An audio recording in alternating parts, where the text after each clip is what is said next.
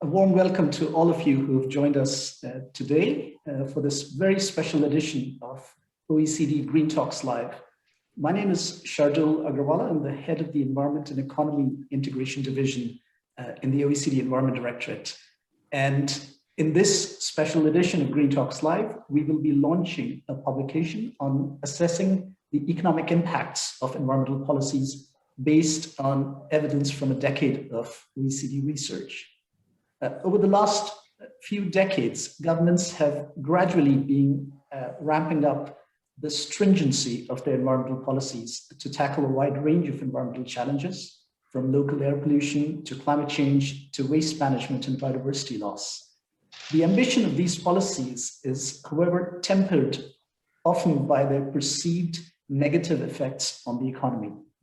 This new publication, which is a collaborative effort by the OECD Economics Department and the Environment Directorate, builds an empirical analysis that looks at the relationship between environmental policies and economic outcomes such as employment, investment, trade, and productivity. It sheds light on questions such as whether differences in the stringency of environmental policies across firms, across countries alter competitiveness and cost jobs.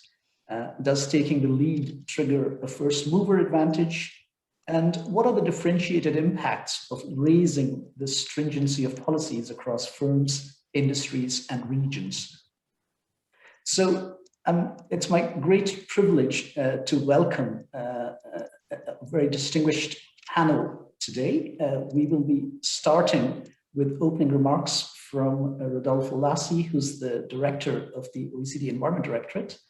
This will be followed by a keynote presentation by our chief economist, Laurence Boone, who will be sharing the key findings from this publication that we are launching.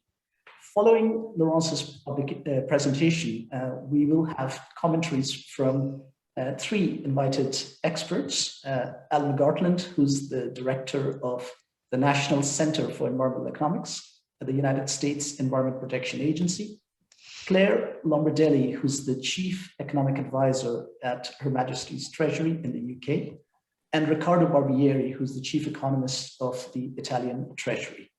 And finally, there will be a Q&A session where you can ask questions on this fascinating topics to Laurence as well as the panelists. If you'd like to ask a question, you can do so using the Q&A chat function.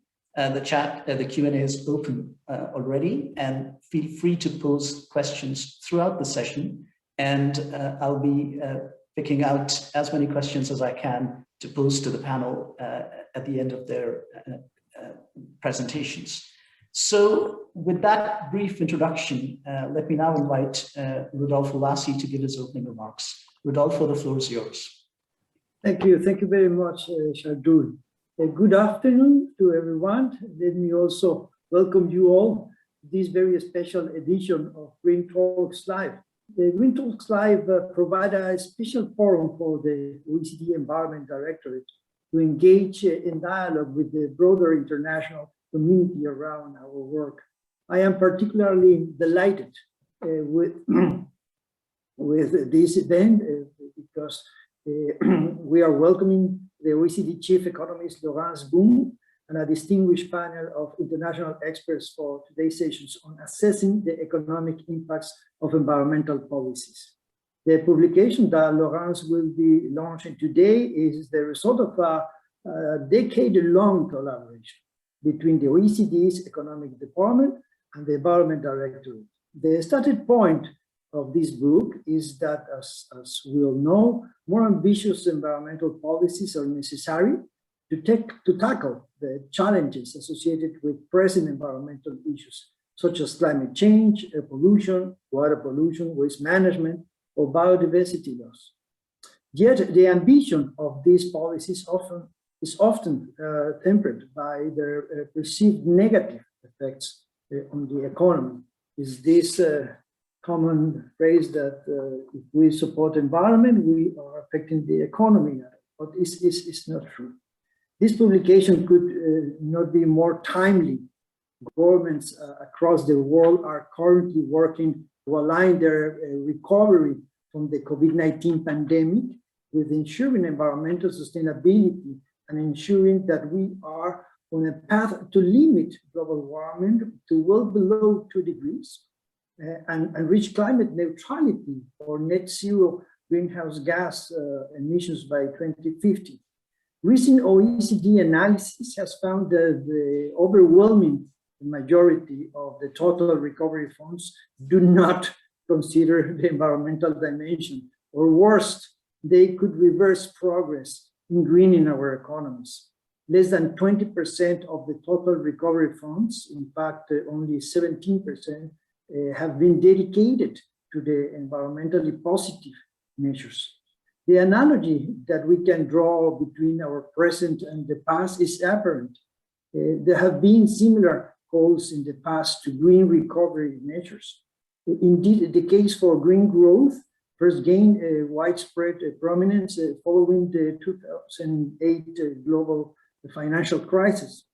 So this time around, we need to do more to align our environmental and economic policies to ensure they genuinely complement each other. It is in this spirit that we present you this book today, and it is my honor to now invite Laurence Boone to present the book and its main findings. Laurence, the floor is yours. Thank you, Rodolfo. Thanks. Very warm thank you actually to for this welcome to the Green Talks and the super kind introduction that you and Shardul have made. And a good afternoon to everybody who's online, and especially to Al, Claire, and Ricardo, who have taken of their precious time to join us today. As Rodolfo and Ricardo were and Shardul were saying, actually this book is summing up quite a long history of work at the OECD. What I'm trying to do now while talking to you is to share my screen to make sure that you can see the presentation and to put it in the right format. Yes. And what we would like to do today is to present some of this work, especially as governments are raising their ambition to address climate change and other environmental issues. And obviously the integration, especially at this juncture with the pandemic, so the integration of environmental topics into economic analysis is super important. Let me first start by show you that governments have actually moved quite significantly. What this slide represents is what we call the environmental policy stringency index, and what it shows when you look at the green bar and the black diamond is that this index has significantly increased over the last decade. It covers a broad set of climate and energy policies, so that includes taxes, trading schemes, other market-based instruments, but also non-market-based instruments like standard or R&D subsidies. And that clearly shows two things. One is the ambition of the government. You can see many more measures have been taken, but also that it's been very uneven across countries. And that obviously leads many countries to be concerned about the possible cost of uneven climate policies on their firm competitiveness and on jobs. And especially for those countries which have regions where there are some very pollution intensive firms or which have sectors which are overrepresented that use energy. So that really is the heart of the matter on why all this analysis was being done.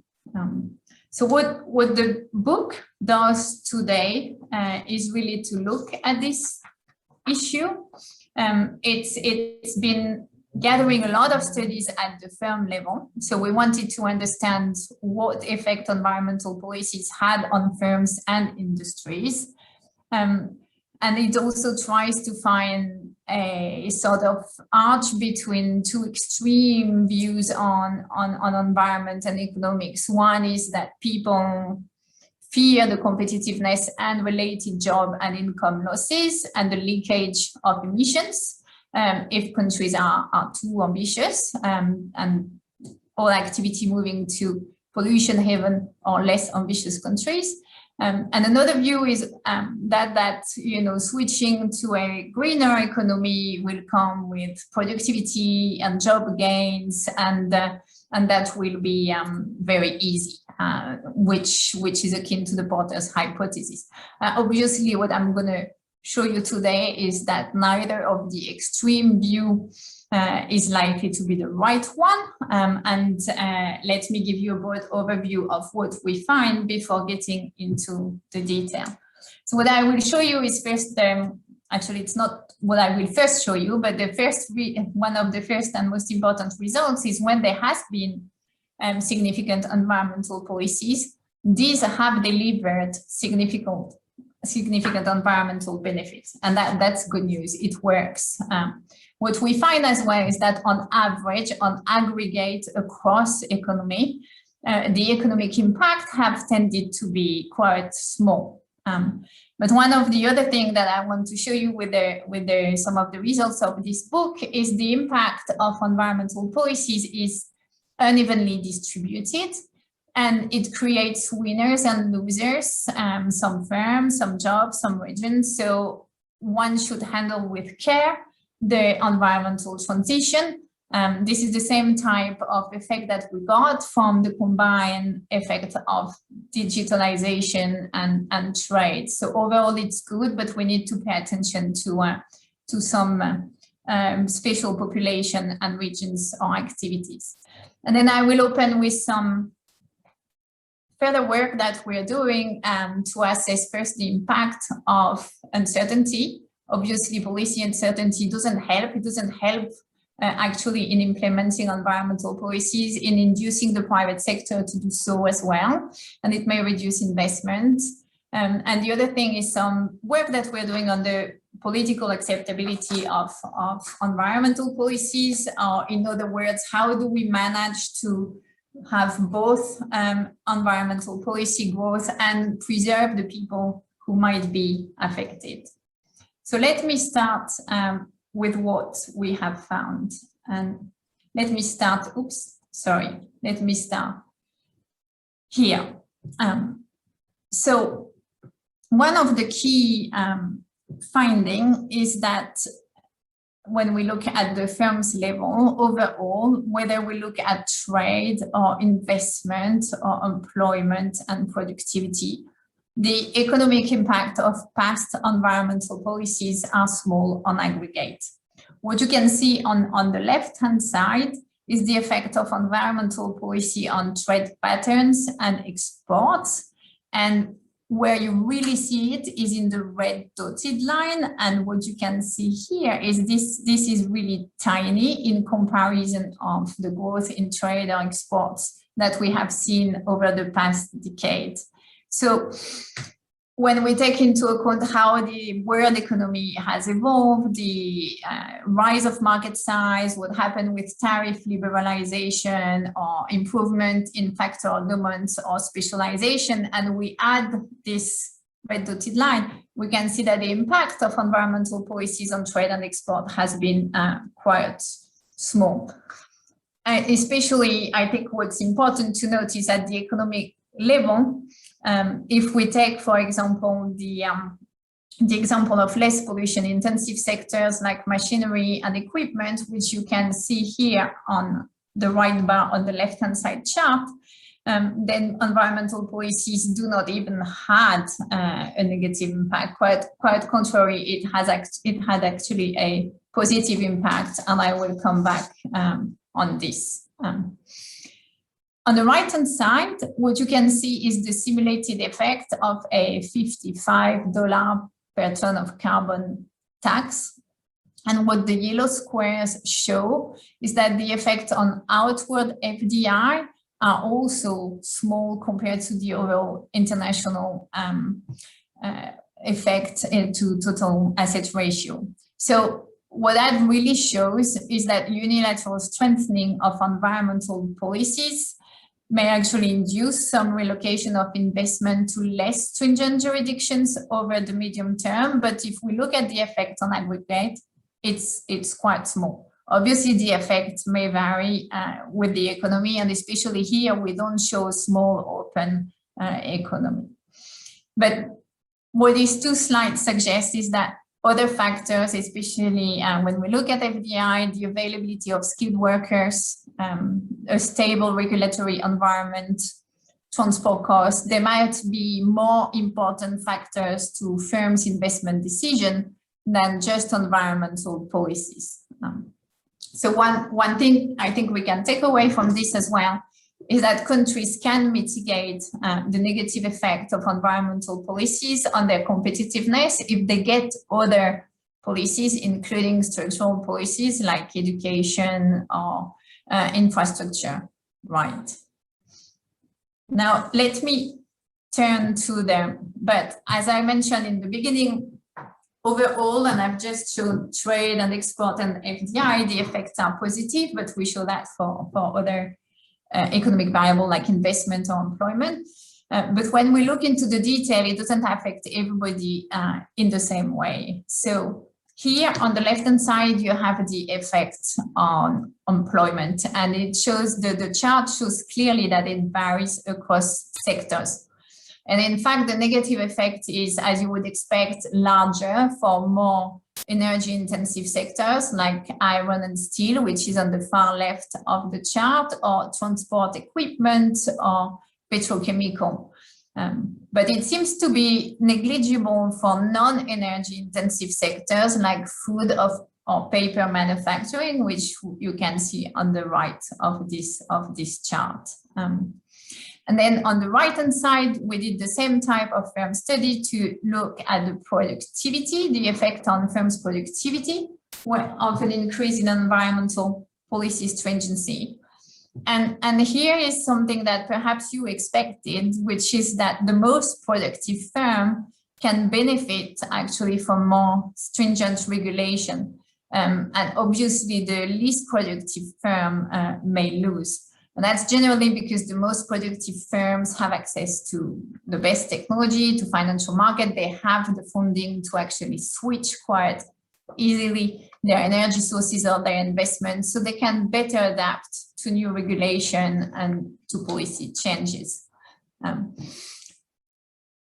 Exposure to the policy change is obviously also influencing the effect on productivity, which is why on this chart we distinguish between the high pollution industry and the low pollution industry. And what you can find here is the effect I was highlighting is less obvious when we look at the low pollution low pollution intensity industry, which I think is quite natural as well, because if you're less sensitive to regulation, then even if you're less productive, the incentive to shift is smaller, the cost probably higher, and one doesn't do it.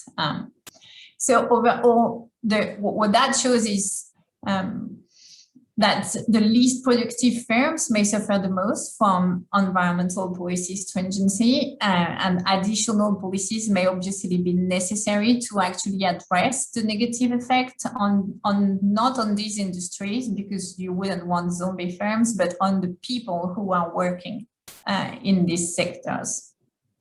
Now, I will obviously not go into all the sections, but what I want to show you before reaching the summary is whether environmental policies have actually delivered in terms of reducing emission. And I will use two examples here. One is the EU ETS scheme, and the other one is the French carbon tax, which is famous for its consequences on political acceptability, which is why we'll come back to this. So here you have an example of how the EU emission trading schemes has actually reduced emission. And the decline in emission is very substantial, because what the chart shows is that following the introduction of ETS, carbon emission were on average 10% lower between 2005 and 2012 than what they were before the introduction of the scheme. And at the same time, what this gray curve shows you is that jobs, we could show the same thing with profits, have been barely affected at all. Obviously, there were other things going on in this period, but it wasn't also particularly favorable because it covers the financial crisis. Let me now move to the infamous French case. And here, what we represent is how France has increased the carbon tax, which it introduced in 2013. The tax was 0 in 2013, it went to 22 in 2016, and it reached 45 euro in 2018. And that's represented by the green line, which is on the left axis. The orange curve shows the decline in emission that resulted directly and at least partly from the carbon tax. So this reduced emission by 5% over a period of 5 years, between 2013 and 2018. At the same time, in purple, you can see the impact on job. And you can see that on aggregate, nothing happened to jobs. Again, it takes place in a broader economic context, which was that of the recovery from the financial crisis.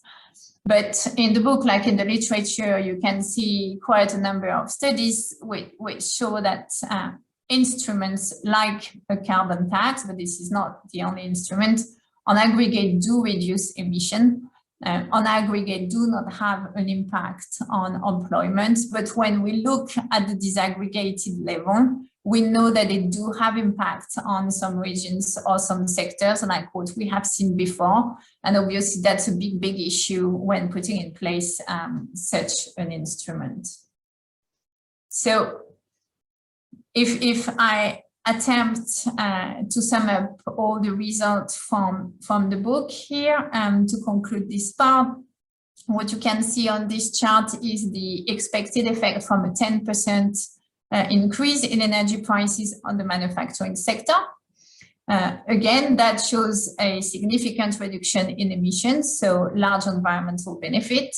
And we look at the impact on employment, so it's a less than 1% decrease. It's a very small impact on FDI and export, as I discussed, but the same on investment and productivity. Now, there are two caveats here, and before moving to the last two slides, I will highlight them. The first one is that environmental policies have been affected, but they've been pretty timid so far and not very large. So with the increased ambition, obviously we may have increased policy stringency, whether it's market-based or not market-based, and they may have bigger impact. And the other thing that we have seen, and which I think is very important, is it obviously have very localized impact on regions or firms, and therefore on people. And to get people engaged into the climate transition and into these policies, we will need to win their acceptability. So I will proceed with two other works that are currently being done in the department very quickly, which relate to this point. One has to do with a policy certainty, and the other one has to do with the public acceptability of these policies. But before that, I should have highlighted, so I'll brush over this very quickly, that if we don't increase policy directed at the green transition, we won't make it. The blue line is the stated policy scenarios, and you can see that there is a stabilization, but there is no decline. And also we can see that the drop due to the pandemic has already partly recovered. And in fact, our sister, the International Energy Agency, has shown that we are even back to higher than what we were before in terms of emission. You can see that if we want to bend this curve, obviously there will need to be a lot more work to do. And what the right-hand side shows is that, we've talked a lot about carbon tax. Again, it's not the only instrument, And also you can see there's little increase in most countries, not all, which shows how difficult it is also to rely exclusively on the carbon tax. Not that anybody intends to do that, of course. But Laura, let me address to complete two issues. One is, if we want to crowd private sector investment, if we want people to actually abide and embark on energy transition, we need a little more policy certainty. What the OECD has done here is to construct a cross-country indicator of climate policy uncertainty.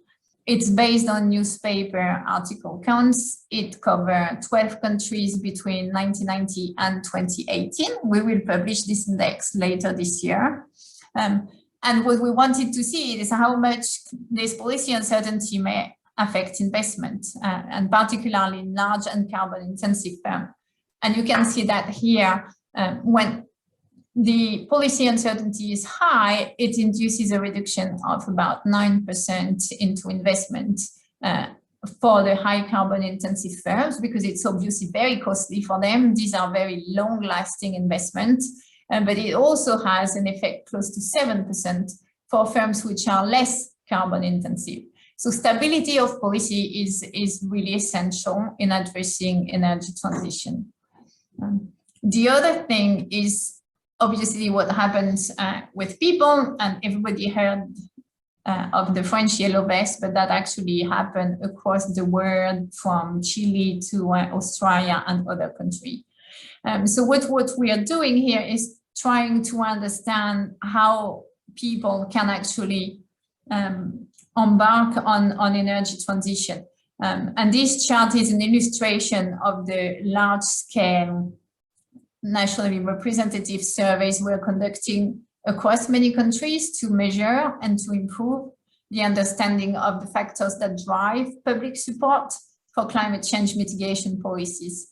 So here, what we have done is to look at various policy options, including carbon pricing, to see first, whether people are opposed or actually willing to see that implemented, and also what type of use of carbon pricing they need to actually be more convinced that this is helpful. And what you can see here is that in the US, for example, obviously there's a fair share of people who are opposed to carbon pricing, but when they know that the revenue is directed toward a program of green infrastructure, then this opposition diminishes. So it's not so much that they want cash transfer, but it's they seem to be not convinced immediately that the money will be used actually for greening the infrastructure. And I think that's super interesting because it should help us tailor some of the policy measures for climate change. So to sum up, because I think I've been too long already, perhaps, in the book, you will find a lot of analysis that's really directed, really conducted at the firm level. We wanted to understand, reluctance, fear of competitiveness, and whether this was justified. And as I said, on aggregate, very little negative impact. But first, it creates winners and losers. And second, these were small policy changes. We will probably need more. The second thing that I think we're really keen on and we want to focus on looking forward is to set up some policy certainty that's super important to crowd in private sector investment, and also that we need to understand how people look at climate change and the policies that go with them to actually be able to implement them. Thank you. Thanks very much, Laurence. There's quite a lot of ground that you've covered in this talk, and the messages that you laid out at the end about the fact that the economic impacts overall have been relatively modest, but at the same time, many environmental policies have actually delivered in terms of environmental benefits. And of course, the point you make about the heterogeneity of the impacts and the winners and the losers, and that gets into issues of distributional effects of environmental policies, political acceptability, as you said, and also this whole issue which many countries are confronting about a just transition and environmental justice issues. So this gives us quite a lot of fodder to open the panel discussion. Before I start, I must say that we have a very high degree of interest in today's event. We have 400 participants currently signed on to the event. So there's clearly a lot of interest on the topics we are addressing today. So let me now invite each of the three panelists to give their views and thoughts on Laurence's presentation, as well as the broader findings that we have in the report, but also to relate it to their national contexts. And I'm going to start with Al McGartland. Al, how does the evidence that we have presented square with your experience with regards to environmental policies and their effects in the US context? And given that the Biden administration has put environmental justice on the forefront of the discourse about the transition to a low carbon economy, if you could share some thoughts about how we can increase the stringency of policies while at the same time paying due consideration to issues of environmental justice and in general facilitating a just transition. So Al, the floor is yours. Thank you, Shardul, and I want to thank the OECD for having me on such an accomplished panel. I think I am the microeconomist of the group, perhaps. And my career has actually been spent on doing benefit cost analysis for the most part of individual regulations. And I think the book and the presentation clearly speak to a broader concern that the EPA and the administration more broadly in the United States needs to focus on as we move towards dealing with the challenges that climate change and environmental justice, two very big priorities for the Biden administration, have presented to both the EPA, but as Gina McCarthy, the president's domestic climate advisor, emphasized, it's a kind of all of government approach for the United States in doing this. So I do think this sort of, for EPA, we're looking at a range of things that we can implement. And so for the United States, however, in the general experience, the approach actually starts at the state level, right? So we have many states that have adopted their own cap and trade systems. California and the Northeast states were the first to adopt, but even recently, Washington state legislature passed 2 pieces of climate change legislation in the closing days of the last session, I think, or the last week in April. One creates a market-based economy-wide cap and trade program, and that's significant because that did not pass a year or 2 ago. So I think there's a growing awareness that the governor and the legislature and the people have to work together to come to sort of common solutions and reach policies that provide for this transition that we've talked about. But the U.S. itself at the federal level is sort of, as I mentioned, doing this all of government approach, and that is in part to worry about these transitions that the book and the presentation make clear. So even though the overall effects are not significant or big, as both the presentation and the book make clear, that there are winners and losers in each of those, right? And so the just transition becomes important. We've recently released social cost of greenhouse gas estimates. So we have a social cost of carbon, a social cost of N2O, and a social cost of methane. And we're going to incorporate those numbers, those estimates, into all the benefit cost analysis we do.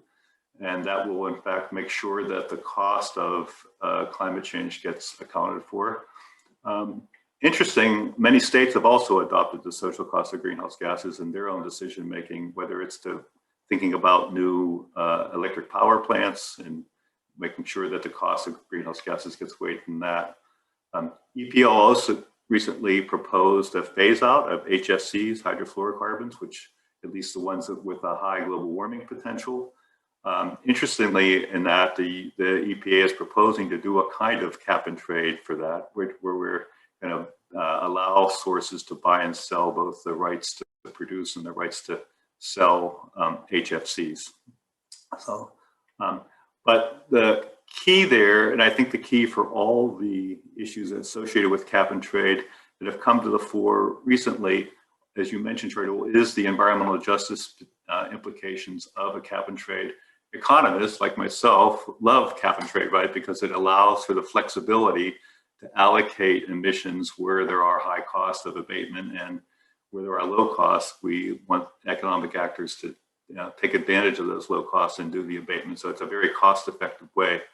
But that same flexibility allows for production and emissions to move to communities in the United States, at least, that have been underrepresented and underserved by the system. And so what we're concerned about in the Biden administration and at EPA more broadly is this notion of how do we make sure that there's a just pattern of emissions going forward. And as you know, we all know that when we reduce carbon emissions, total emissions might be going down, but emissions could be going up in certain areas under a cap and trade with the flexibility that it provides. It's also true that air pollution, criteria air pollutants, tend to be correlated or associated with carbon as well. When we burn coal or other fossil fuels, we get carbon, but we also get criteria air pollutants, and so that linking of those is problematic or a challenge for us as well. But I do have good news. I think the book and the presentation make clear that based on the experience to date, we see these small effects. I'd like to do my own extrapolation from our experience. If you could show the one slide that we have. Just want to point out why I'm optimistic about this. So this is we charted a number of variables. This is a very simplistic chart, but it has gross domestic product from 1970s to 2018, obviously going up. What you might not realize is that vehicle miles traveled in the United States has gone up almost equally dramatically. Similarly, population and energy consumption have also gone up. But if you look at emissions, both CO2 emissions, but particularly, criteria air pollutants, they've gone, CO2 emissions have gone up since 1970, but gone down since the mid 2005 area. And then, of course, aggregate emissions of criteria air pollutants have gone rather dramatically in light of the increased economic growth and vehicle miles traveled and energy consumption. The point here is that I think the US experience largely confirms the OECD results. And although, of course, the OECD results do a much more careful analysis of what drives these effects. And I think what's left for us is, in fact, to worry about this just transition. It's not enough when we say the total effects of a policy are going to be small, because as the book points out, there are going to be winners and losers. And a plant that's now facing a new stringent regulation is not going to sort of say, oh, okay, and take our word for it that the effects are small. They're going to, in fact, be very concerned about the economic effects to their future and their viability as a plant or a firm. So I think the challenge is to sort of think about these winners and losers in the just transition. The book also points out that market incentives provide a revenue source, as do carbon taxes. And I think that's another potential key to this whole approach that we're looking at.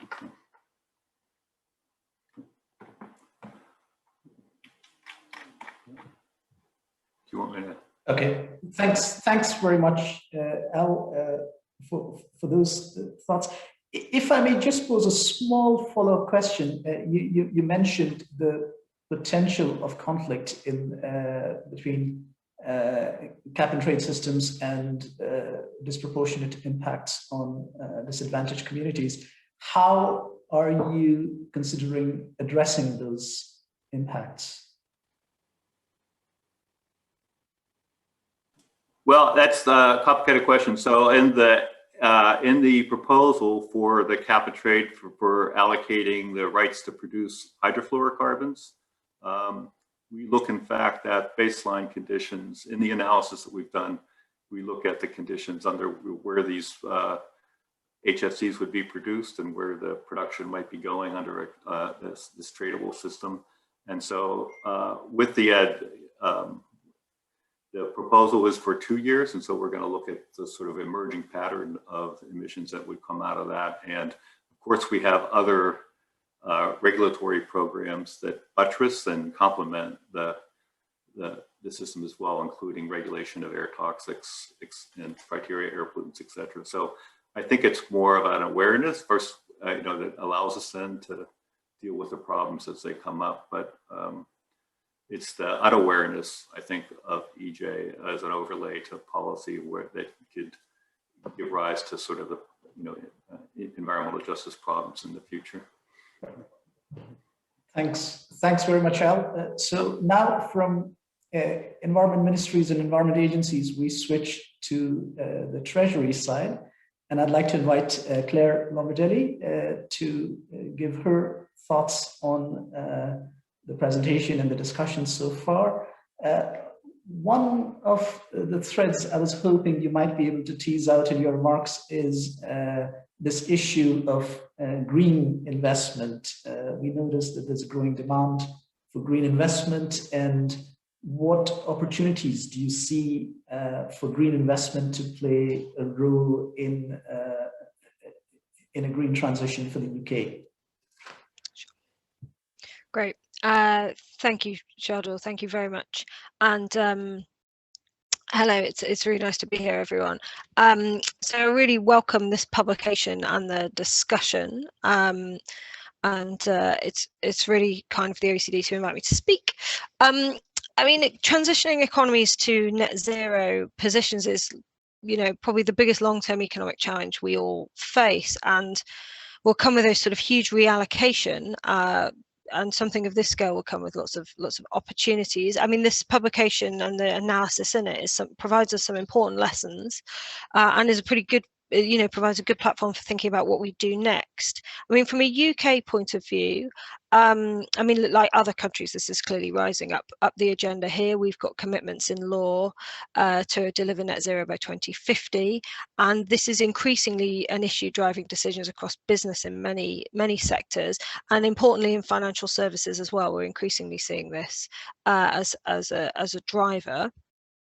It's also an issue that's much more central to policy formulation than it's been before, and increasingly important to individuals as consumers as well as voters.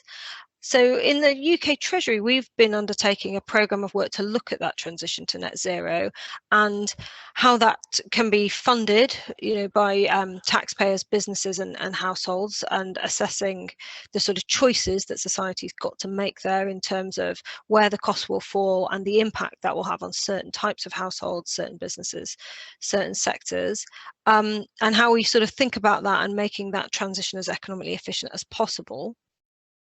So there's a lot of common ground between our analysis and the evidence that the OECD report presents. So, as we've heard, the aggregate impact on GDP of the transition is likely to be relatively small compared to total growth over this period, and in line with the estimates we've seen from the European Commission, and then the UK's Committee on Climate Change have come up with similar estimates.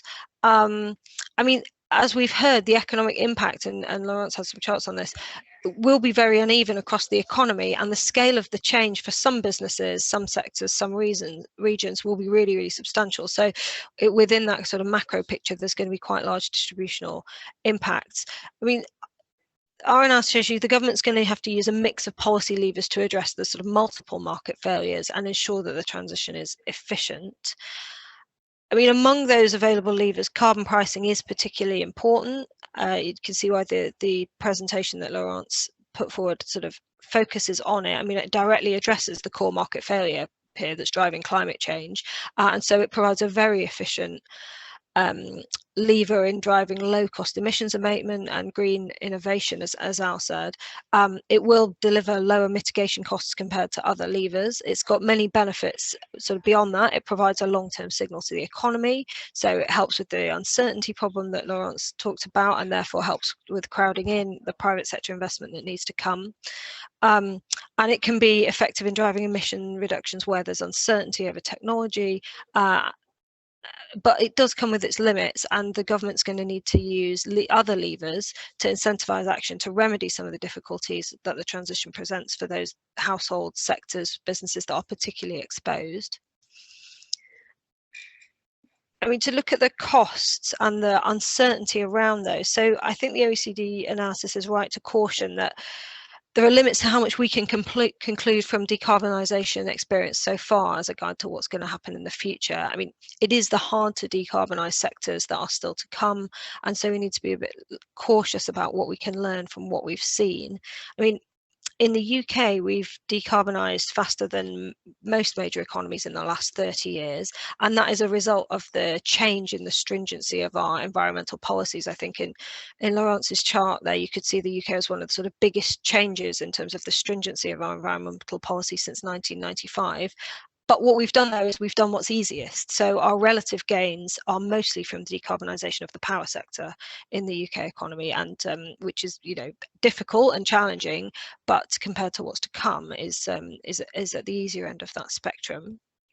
I mean, the specific costs of the technologies are very uncertain at this stage. They could surprise on the upside or indeed on the downside. And this will make quite a large difference to the impact on certain groups in society. So things like the cost of electric vehicles, domestic electric heating, carbon removal technology, these will all change over time, and they'll make a big difference to both the overall cost and the distributional impact of these changes.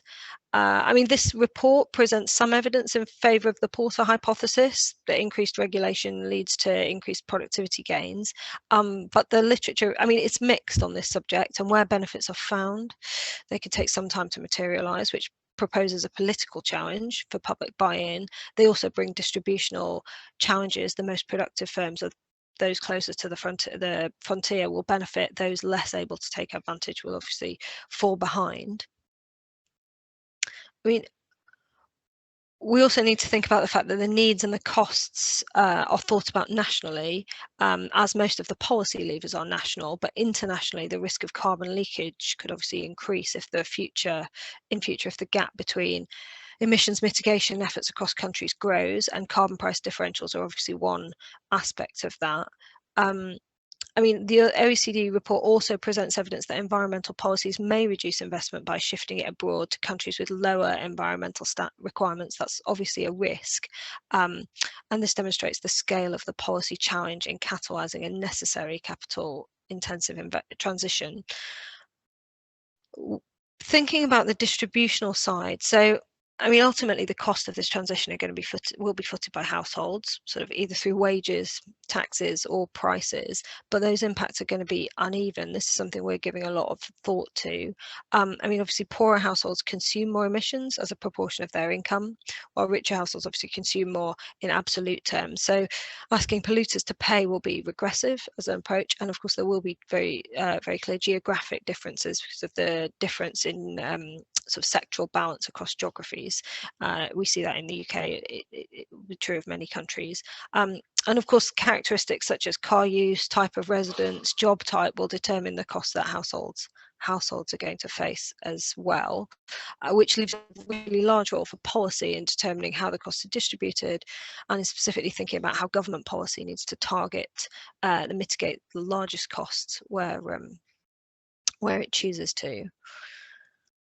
I mean, the fiscal side of this, you know, obviously coming from a sort of treasury, we'd be thinking about quite a bit. I mean, this will need consensus building and careful handling. I mean, in the long run, it's very clear action to reduce emissions is crucial for economic prosperity and therefore is necessary for sort of sound public finances. There's no sort of trade-off in the sense there in the long run and in the macro sense. But to the extent that the health of to the extent that the health of public finances follows broader economic prosperity, you know, that there won't be fiscal impacts at the aggregate level that are hugely significant. But when you look at the sort of in the detail of how revenues are made up, you will see quite big differences. So there'll be significant structural realignment of the economy, and that'll hit certain types of revenue streams. So motoring taxes, for example, I mean, economies will need to transition their tax base as their economy is transitioning. In the UK, about 1.5% of GDP we raise through motoring taxes. Obviously, all else equal, a shift to electric vehicles would reduce the revenue there. I mean, they're very highly favoured in the UK at the moment.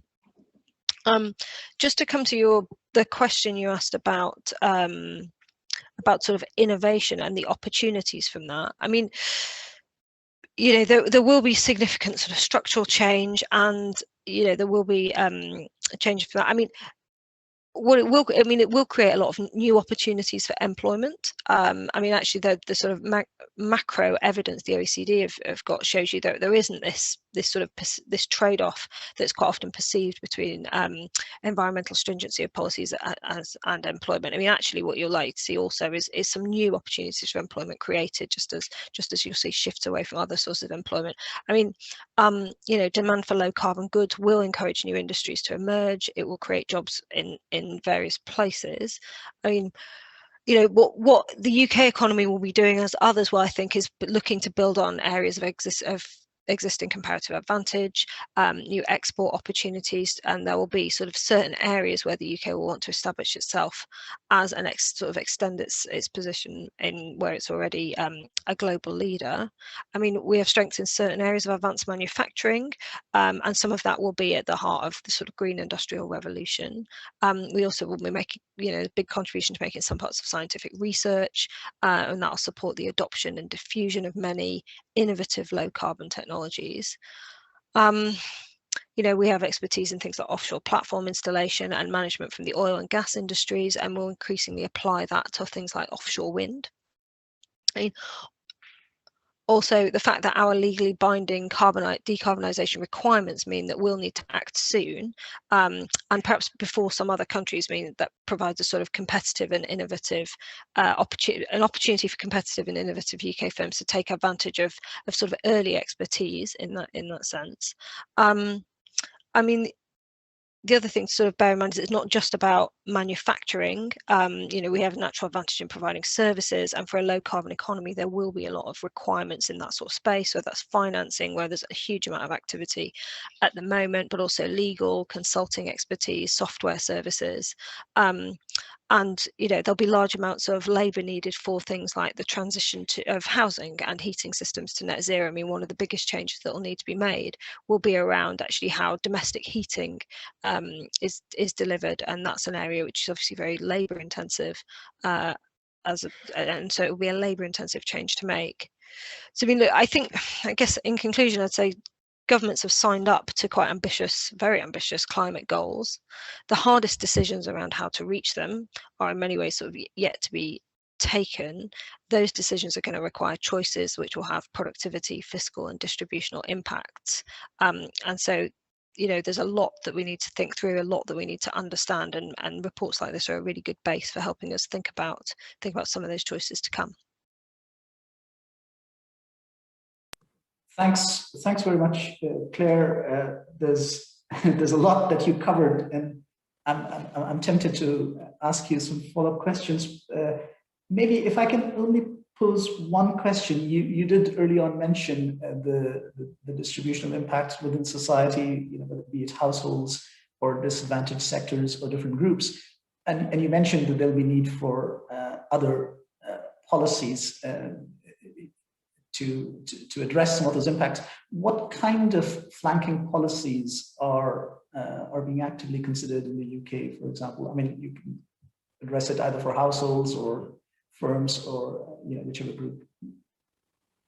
Well, I think that there's sort of two ways to think about this. You can either think about those sort of most efficient mitigation you would put in place, and whether or not actually, when you look at the distributional implications of that, you think, well, actually you'd want to sort of change it a bit so that you're not having quite as large an impact on those sectors or households that would find that more difficult to deliver, or you look at do you actually use other policies to bolster that. So some of the things, so as I say, one of the big changes we've made is in our power sector, where we've basically changed energy, and there was a lot of you know, what we've done in the past is when you look at how some of that cost has been transferred onto bills, consumer bills, actually, how do you do that in a way that is fairest and protects the people, you know, people on the lowest incomes or the households that are most exposed? And so one of the things we did in doing that, in making that change, is like I say, some of these costs were transferred to consumers, but in a way that was very, very cognizant of, if you like, the income distribution and the need to protect those households that would find it hardest to meet those costs. And so that would be a sort of example of the way in which you'd want to think about this. Thanks very much, Claire. And now I come to Ricardo. You know, I'd like to invite you to give your thoughts. Now, I'd like to also pick on a different angle that Laurence presented, which was the differential impacts across firms. You know, the firms which might be closer to the productivity frontier might actually benefit from increased stringency, but the effects might be disproportionately higher for low productivity firms. So if you could comment upon the relevance of these findings for the Italian context, and perhaps also unravel a bit the impacts on firms of different kinds and what can be done. Sure. Thank you again for having me on the panel. I have to say many of the things that Claire said, I agree with. My first reaction from reading the very interesting material in this book is to think that, you know, the easy part of the ecological transition is behind us.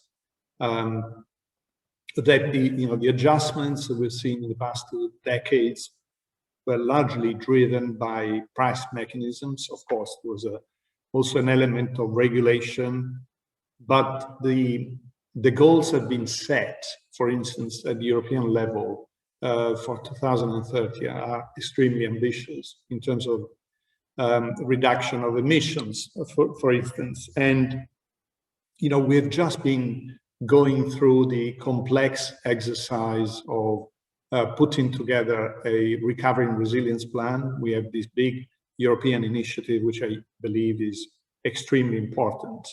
But we are still in the process of actually completing our strategy for 2030 and 2050.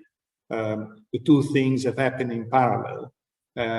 Because, as you know, the new targets of the European Green Deal were set at the end of 2019.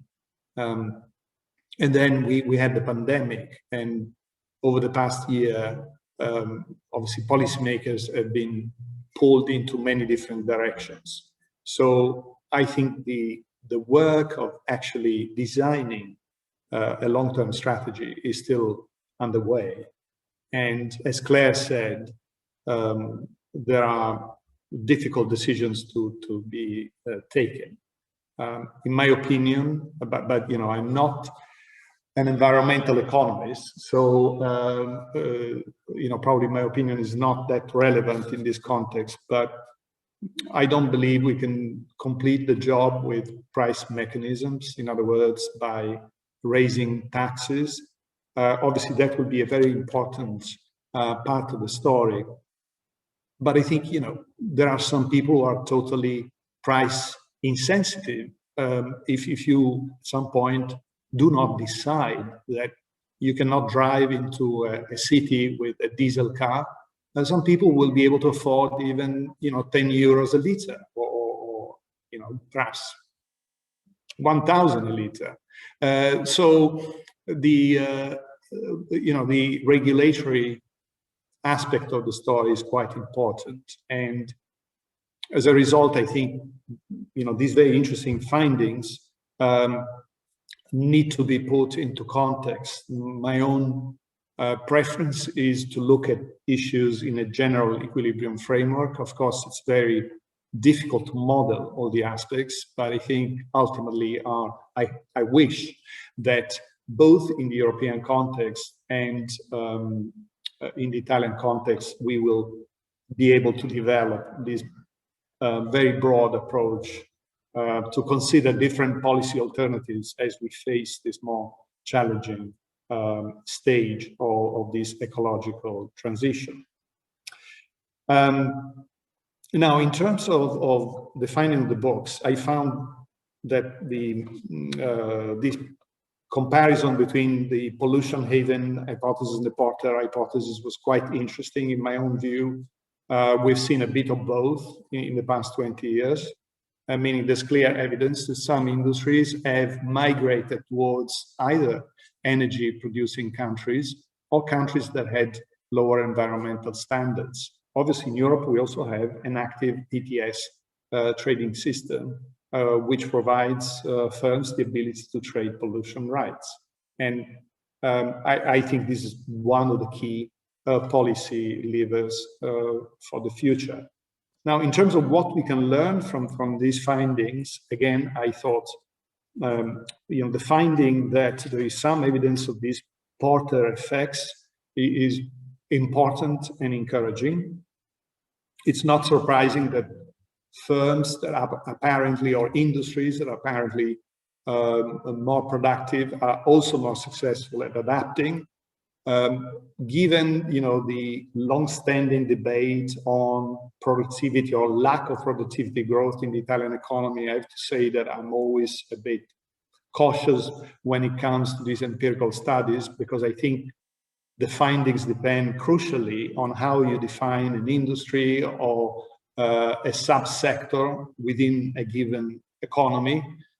So these frontier firms, non-frontier firms, well, the classification of firms within those criteria depends crucially on how you define the limits of an industry. So apparently, it is a question of some firms being very productive, other firms being less productive, but could be actually a question that within a given country, certain market segments, certain individual industries are more successful, and others that are classified as part of the same industry as the first group are less successful, but this is simply because they make different products. And, I always enjoy talking to industry associations of firms. And for instance, I found it very interesting to discover that over the past 2 decades, when you look at the production of air conditioners, in Italy, we've had a bifurcation, meaning that the producers of air conditioners for domestic use have mostly relocated production to China. And the producers of large specialized plants, let's say for factories, have stayed in Italy because they made more complex products. But when you look at the industry as a whole, you must classify one group as being unproductive and a group as being productive. So the air conditioner doesn't have, strictly speaking, anything to do with this particular issue. But for me, it's an illustration of the fact that when I see findings at the industry level, I'm always a bit suspicious, and this is an empirical observation about the type of study, even including the ones that apparently are kind of micro-founded and look at productivity trends. Now, I think the Porter effect, though, is quite important when we look forward and we discuss the things that I was alluding to earlier, namely an international environment in which the question becomes increasingly less where to relocate production in order to be able to dodge environmental rules. And hopefully we move towards a system where there is a greater harmonization of environmental rules. And so essentially, when it comes to producing steel, you have to produce steel more efficiently. You cannot just, invest more in your, say, I don't know, Saudi Arabian production facility or Indian production facility, and you disinvest from your Italian or continental European production facility. The question becomes, how do I make steel with DRI, direct reduction? And later on, how do I make it profitable to make steel by using hydrogen? Which is eminently a technological issue. If we can find additional evidence that this transition is possible and leads to good outcomes, I think that holds the key to a successful the transition. The other thought I had about this whole story is there an advantage for countries that adopt more stringent environmental regulations? I am inclined to think that at this point in the process, it becomes a competitive advantage, because when you have higher standards, your industry needs to adapt. Obviously, it's sort of a Schumpeterian process, but to the extent that you set up a series of competitiveness factors, you create a fertile ground for innovation. Then I'm of the view that there is an advantage from adopting more stringent regulations, because then companies will have to adjust to the fact that, say, you cannot drive an internal combustion engine into a city, or that you are pressing ahead with pollution regulations in general, so that it becomes increasingly necessary to use, say, electric cars as opposed to internal combustion cars. I think there will be dynamic scale economies,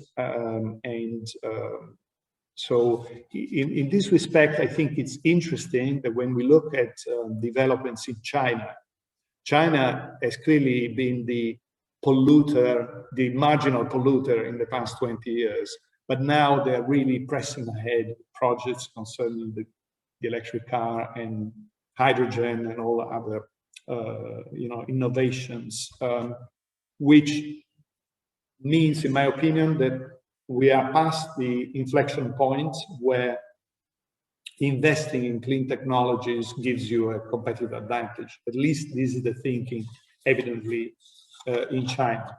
I think also a necessary factor is significant contribution from public investment, and the fact that Europe has now adopted this plan, or complicated as it is, but it's a positive choice. It is an innovation. In the United States, there's now the American Jobs Plan, or I hope I didn't misname it, but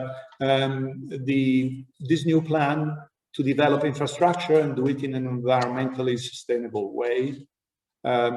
I think these are very encouraging signs that there needs to be a contribution from public investment. So I conclude by saying that my take on, from reading these studies is that there are lots of useful elements, and there's room for optimism in terms of the ability of the economy to become more productive as we adopt more stringent standards. Finally, on your question, as I said, I have some empirical reservations about some of the literature about frontier firms, non-frontier firms, but in general terms, I would agree that in general, in Italy, we have had a problem of unproductive firms being kept alive, especially when production units involve large numbers of employees. These production plants are kept open primarily because of these employment concerns, and I think this drags down aggregate productivity. So I've always been in favor of trying to tackle the problems with alternative measures, and the European Just Transition Fund is a first attempt to tackle the problems of industries like coal and steel that obviously will have to go through a fast transition over the coming years. Thank you.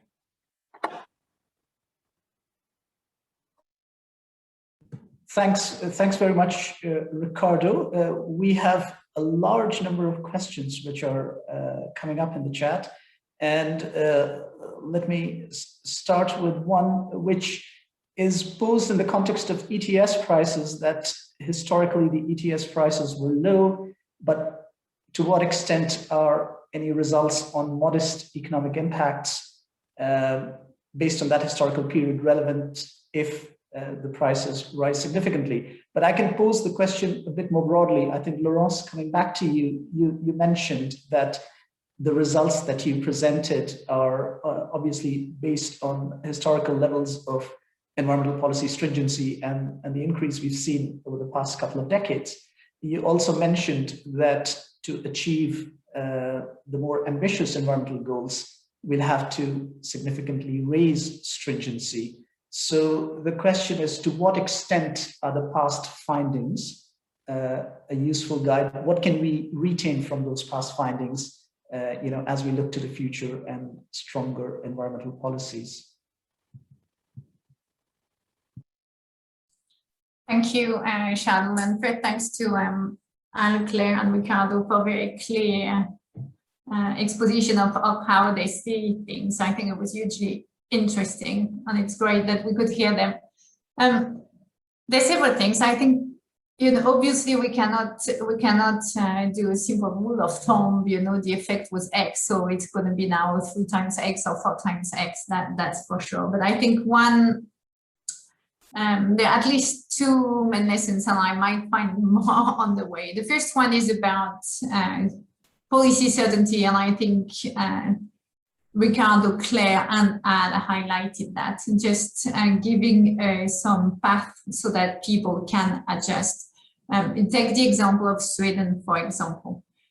Sweden, they increased the price of carbon from 23 euro per ton to 110 euro, which is, I think, one of the record high carbon tax in the world. But that was done over 30 years, and it was clearly announced before. So yes, it managed to both achieve significant emission reduction and have healthy growth. So I think that was very, very helpful.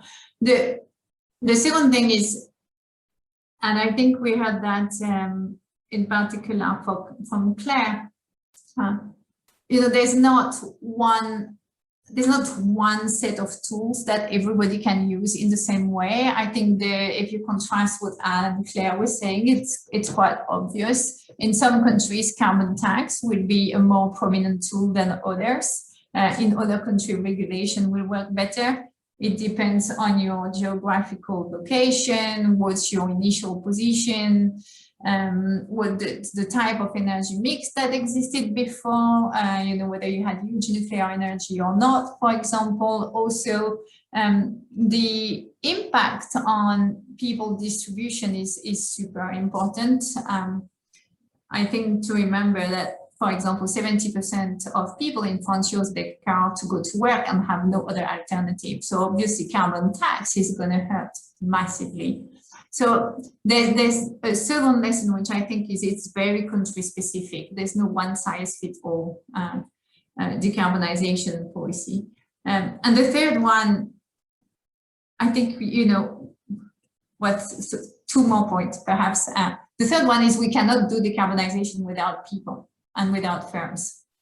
So we have to pay clear attention to make sure that they're on board. And for this, I think understanding what they think, how they see things, how you should explain, and how to embark people is super important. And the same for firms. And the fourth one, which I think we haven't discussed, but I'm sure everybody will have a view on this, is international cooperation, right? Putting a carbon tax in an area is obviously raising the question of border carbon adjustment. So perhaps that's something for others to jump in. Thanks a lot, Laurence. You have mentioned BCAs, so I think it's a topic that's being discussed a lot, especially in the European context. Maybe I can just open it up to the panel. In many of your remarks, you mentioned the international dimension and the risk of leakage. What are your thoughts about BCAs as a tool to address the problem of leakage? Maybe we can start with Anne. Yes, thanks. So it's an interesting concept. I think there is some both economic concerned with adjustments, and these could solve, but also a political concern. So you want to, it's sort of nice to be able to say that there's a level playing field, you know, internationally in terms of international competitiveness in a country, and BCAs can help achieve that. I will point out there was an interesting article by Joe Shapiro in the Quarterly Journal of Economics. It's, you know, my recommendation would be first do no harm. And what Professor Shapiro finds is that the existing tariff structures actually subsidize carbon and carbon-intensive goods at the expense, perhaps, of less carbon-intensive goods. So if we're going to go into this area, I would sort of recommend, if I had my say, that we should open up the whole spectrum of things and put the tariff structure on the table as well, and think about what would be best from a, you know, international perspective on a sort of level playing field. So. Thanks very much, Al. Laurence, would you like to weigh in, or should we should I first ask the other panelists?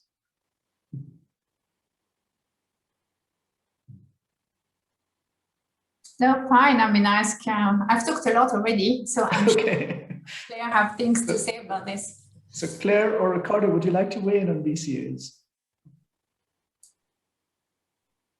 So we have the G20. So as a non-expert on this, my opinion would be that at some point we need to get to that, because otherwise we cannot proceed any longer in raising carbon price internally. So I think that's also the view within the European Union. The thing is, obviously, we need to do it together, and we need to do it in a way that doesn't lead to any, you know, more or less hidden protectionism. So maintaining the advantages of free trade. And I think the first point perhaps is that, or the first stage needs to be a broad consultation. I don't think that this can be done unilaterally, at least not before engaging in a broad dialogue with all the parties involved. But I do believe that, I mean, it's obvious that we, at some point, these, you know, pollution haven factor would dominate if we simply confined ourselves with, you know, raising carbon price. Obviously, we can do that at the consumer level, but as I said earlier, then we also need to accompany those measures with regulations.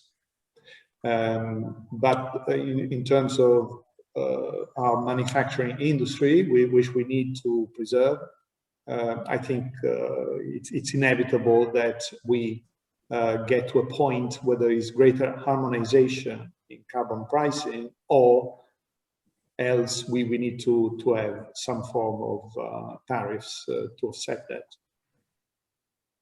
Thanks, Ricardo. Al, you had your hand up. Yeah, just to follow up on that, I think it's very interesting. It just occurred to me that, you know, because of the cap and trade system in the EU, there's a nice price signal, right, that might be the basis for what a border carbon adjustment might be.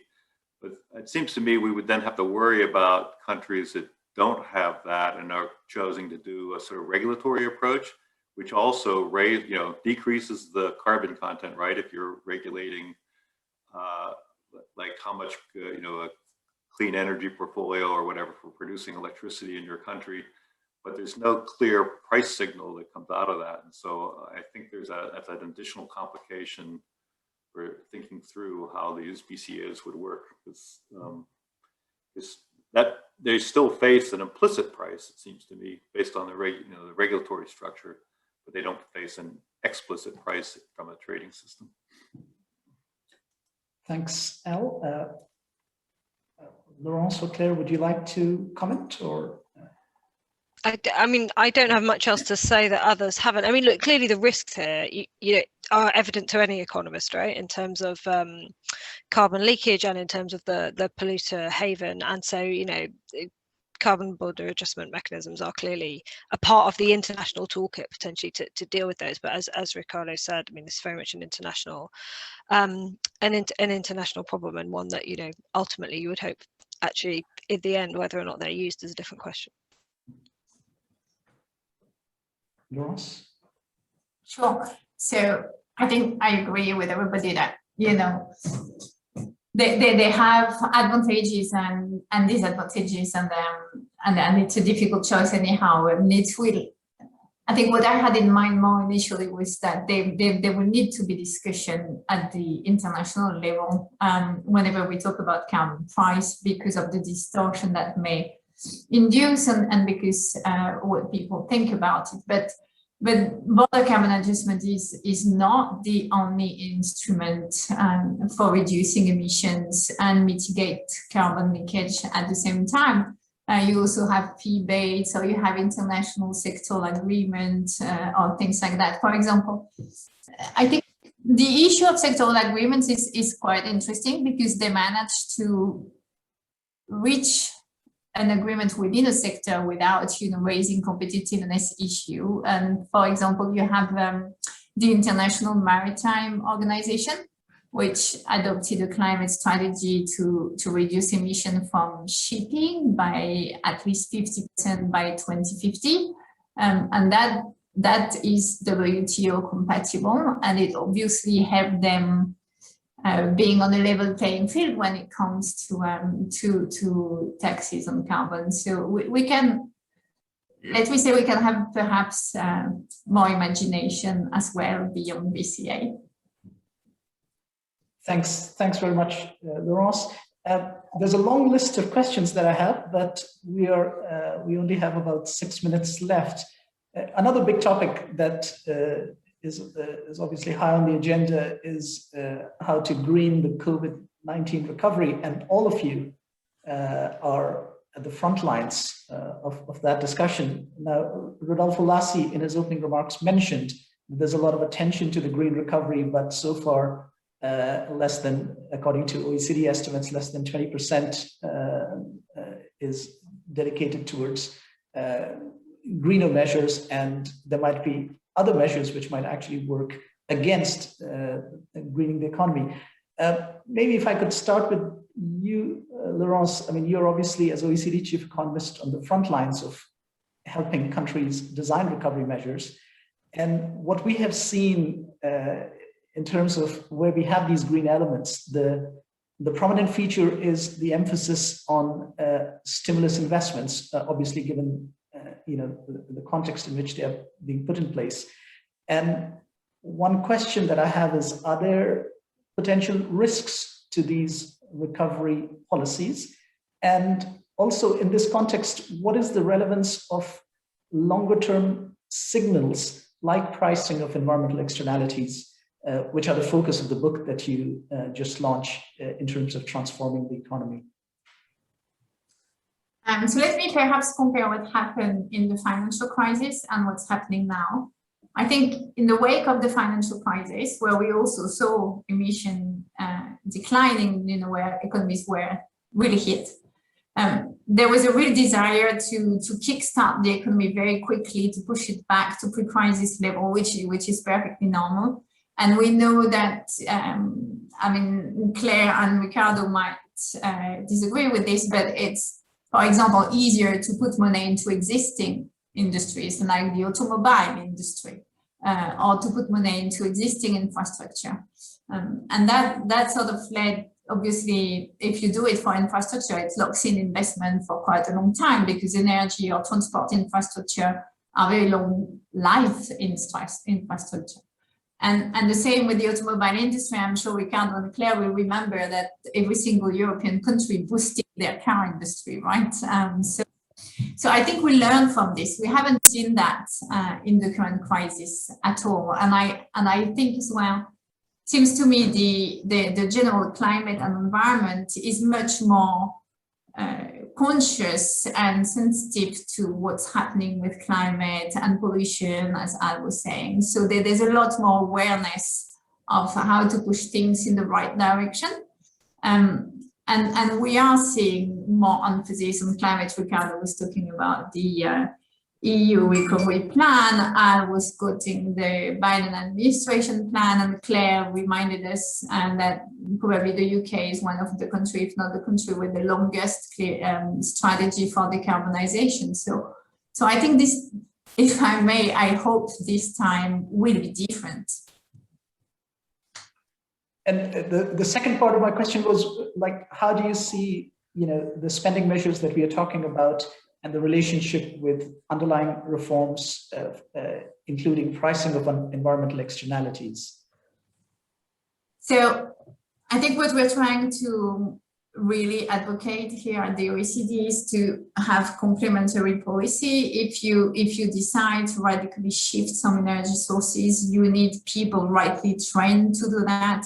You need infrastructure to be put in place in the regions where you're losing some industry. You need to ease job reallocation. It's a complete package. It's not just about the investment. And you must make investment that will crowd in private investment.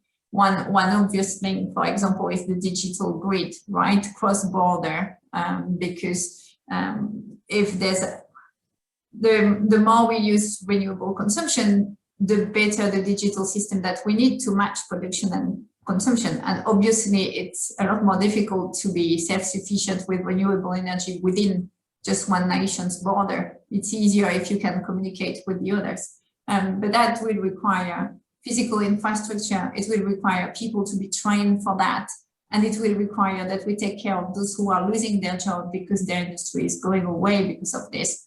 But as Claire said, there's also positive sides of it. She was talking about home domestic heating. There's a huge low-hanging fruits to take from here as well. And it's very labor intensive. Thanks a lot, Laurence. Do any of the panelists have any thoughts about greening the COVID recovery? And I would just say something very, very quickly. Those who follow the European Recovery and Resilience Plan will know that there's a minimum requirement of 37% of green investments. Plus, you have to have more than 20% digital.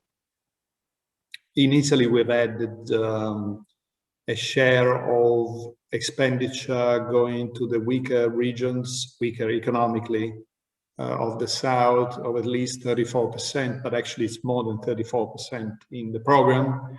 Then obviously, as we went along, this is also a program that focuses on inclusion. So there has been obviously a legitimate concern about gender equality, the effect on youth. And so we have adjusted as much as possible the program to have balancing impact also in terms of gender equality. Some economists have pointed out after the plan was presented that by virtue of the industries that are directly activated by infrastructure investment, these plans tend to boost male employment. And our response to that is that there's no denying that this is the case. So we need to introduce mitigating measures, but also that we are very hopeful that once our countries have better infrastructure, more modern, more sustainable, they will also support industries where traditionally we have more female employment, also including by strengthening infrastructure that allows both parents to work. So these are all very important features of sustainability more broadly defined. But the point I would make is that there's no question that the plans, even I personally, not very in depth, but I've looked at the German plan, the French plan, and the Spanish plan. There's clearly a very strong focus on the environment, on innovative industries such as hydrogen. So I'm hopeful that this marks a very important step forward. My concern now is execution, meaning this thing must happen. It's quite complicated. Not surprisingly, the European Commission there's a bit of a knack for complication, has made this program very, very difficult. And I sympathize with them because obviously they need to monitor what the states are doing. But I think we should try to ensure that this thing really hits the ground, because it's a very important and transformational plan. Thanks very much, Ricardo. Any final thoughts from you, Claire or Al? Sal, I think speakers raise a good point on the infrastructure plan. The American Jobs Plan and EPA, where my place of work is in the thick of things, which is sort of unusual, right? Usually for economic stimulus plans, it would be more of the development agencies in a federal government structure, but EPA is in the thick of things. We're doing things to modernize water infrastructure. We're even replacing diesel school buses with electric vehicles. We're talking designing a cleaner power for reduced power for power plants. And then finally, they were thinking also through about how to reduce methane pollution and put people to work in the same in that activity, right? And so there's a whole slew of things in the infrastructure bill, though we're anxious to get started. But I think it does represent a rather radical or a new way of thinking about building back better, as you said. And so that's hopeful, it seems to me. Thanks, Al. Claire, would you like to weigh in? Or? Okay, so we are a bit over time. Let me just take this opportunity to thank a very distinguished panel, Laurence, Claire, Al, and Ricardo, for taking the time to participate in this very special edition of Green Talks Live. And to all the participants who have stayed through this session, we will be putting an archive of the video from today online, and you will receive an email with details on that. And I think the details are also being posted right now in the chat. So I'd like to thank the panel. And before I conclude, I'd just like to take 5 seconds to thank the team of experts who have been behind this book. Antoine de Chillepret, I don't know if you don't mind turning your cameras on for a second, Tobias Cruz, Tomasz Kozluk, and Damian Dussault. We had a broader team, but these 4 key authors of this work are with us. So just wanted to acknowledge and thank them. And again, thanks to the panel, thanks to the authors, and thanks to all of you for participating, and have a good rest of the day. Bye-bye. Thank you. Thank you. Thanks, team. Thank you.